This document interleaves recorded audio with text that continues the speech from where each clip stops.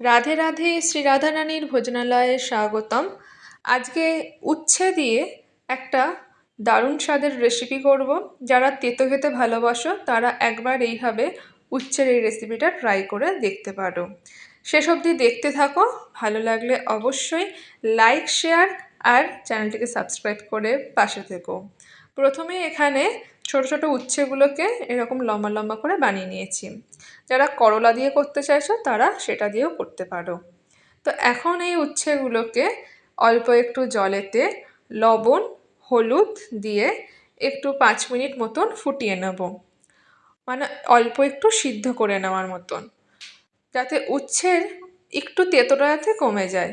মানে অনেকেই কিন্তু খুব তেতো পছন্দ করে না, তাই অল্প একটু লবণ হলুদ দিয়ে জলের মধ্যে ফুটিয়ে নেব আর জলটা তারপরে ফেলে দেব।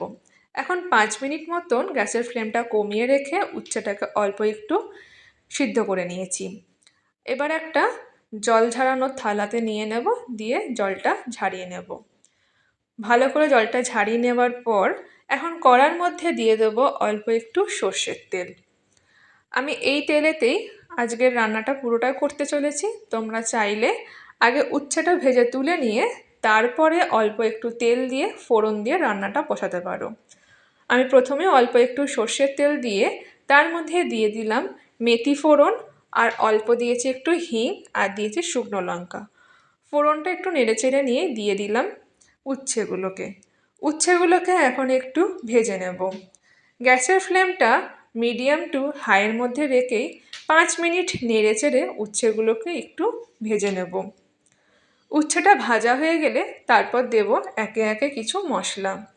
উচ্ছে সিদ্ধ করে জল ফেলে দিলেও উচ্ছের যে অনেক তিতভাব নষ্ট হয়ে যায় তা কিন্তু নয়। তেতো তো থাকবে, যেহেতু তেতো হয়, এটা সবজিটাই তেতো, তো উচ্ছে কিন্তু তেতোভাব পুরোপুরি নষ্ট হয়ে যায় না। এখন উচ্ছেটাকে একটু সময় নিয়ে নেড়েচেড়ে ভেজে নিয়েছি। খুব বেশি ভাজার দরকার নেই, 5 মিনিট নেড়েচেড়ে রান্না করলেই হবে।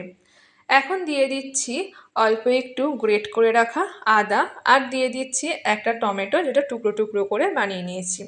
আদা আর টমেটোটা দিয়ে একটু নেড়েচেড়ে নিয়ে গ্যাসের ফ্লেমটা এখন লো মিডিয়ামে রেখে দেবো, মানে লোয়ের মধ্যে রেখে দেবো, কারণ এখন যে মশলাগুলো দেব যাতে কোনো মশলাই না পুড়ে যায়, তাই গ্যাসের ফ্লেমটা একদম কমিয়ে রাখতে হবে। এখন দিয়ে দেব হাফ চামচের একটু কমই জিরের গুঁড়ো, একটু কম দিয়েছি হাফ চামচের একটু কম ধনের গুঁড়ো, আর অল্প একটু শুকনো লঙ্কার গুঁড়ো, অল্প একটু কাশ্মীরি রেড চিলি পাউডার, আর দিলাম স্বাদ মতন লবণ, আর দিয়ে দিচ্ছি শেষে অল্প একটু হলুদ। এখন এই সমস্ত মশলাগুলো খুব ভালোভাবে নেড়ে চেড়ে রান্না করব। এটা উত্তরপ্রদেশ কিংবা বিহারের দিকে গেলে অনেকেই এই উচ্ছে এই সবজিটা করে থাকে। অনেকেই এটা করলা মশলা বলে থাকে। রুটি দিয়ে ওরা এইগুলোকে খুব ভালোবাসে খেতে। এখন আমি একটু নেড়েচেড়ে নিয়েই অল্প একটু জল দিয়ে দিচ্ছি, যাতে এই মশলাগুলো যেন না পুড়ে যায়, আর মশলার মধ্যে কাঁচা গন্ধটাও কিন্তু এইভাবে রান্না করলে চলে যায়। এবার একটু নেড়েচেড়ে রান্না করে নিয়ে অল্প একটু জল দিয়ে দিয়েছি, আর এখন দিয়ে দিচ্ছি আমচুর পাউডার।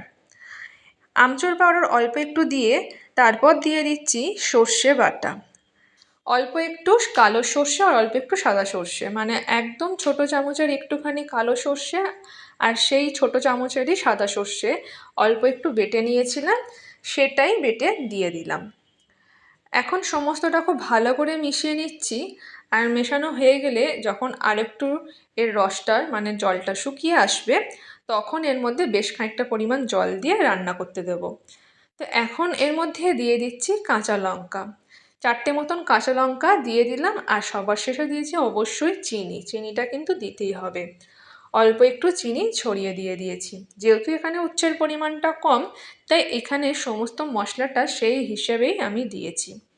তো এখানে সমস্ত মশলাটা খুব সময় নিয়ে ভালোভাবে রান্না করা হয়ে গেছে।